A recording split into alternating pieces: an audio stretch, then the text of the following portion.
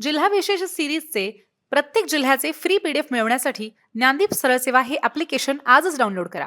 जिल्हा विशेष मध्ये आपला पुढचा जिल्हा आहे वाशिम जिल्हा. 1 जुलै 1998 मध्ये अकोला जिल्ह्याचं विभाजन होऊन वाशिम जिल्ह्याची स्थापना झाली आणि त्यावेळी महाराष्ट्राचे मुख्यमंत्री मनोहर जोशी हे होते. वाशिम जिल्ह्याचं एकूण क्षेत्रफळ 5145 चौरस किलोमीटर इतकं आहे. वाशिम जिल्ह्यामध्ये एकूण 6 तालुके येतात, ज्यामध्ये वाशिम, कारंजा, मानोरा, मंगळूरपीर, मालेगाव आणि रिसोड हे तालुके आहेत. आता आपण बघूयात की वाशिम जिल्ह्याच्या सीमा या नेमक्या कोणत्या कोणत्या जिल्ह्यांना लागून आहेत. तर वाशिमच्या उत्तरेला अकोला आणि अमरावती हे 2 जिल्हे येतात. पूर्वेला यवतमाळ हा जिल्हा आहे आणि दक्षिणेला यवतमाळ आणि हिंगोली हे 2 जिल्हे येतात. वाशिमच्या पश्चिमेला बुलढाणा हा जिल्हा येतो. वाशिम जिल्ह्यामध्ये पैनगंगा ही प्रमुख नदी वाहते. याशिवाय कास, पूस, काटेपूर्णा, बेंबळा, मोरणा, अडाण आणि अरुणावती याही नद्या वाशिममधून वाहतात. वाशिममध्ये गहू, सोयाबीन, ज्वारी, बाजरी, तूर, कापूस, ऊस आणि हळद ही पिकं प्रामुख्याने घेतली जातात. आता आपण बघूयात की वाशिममध्ये कुठली कुठली महत्त्वाची ठिकाणं आहेत जी प्रसिद्ध आहेत. तर वाशिमचं जुनं नाव हे वत्सगुल्म होतं,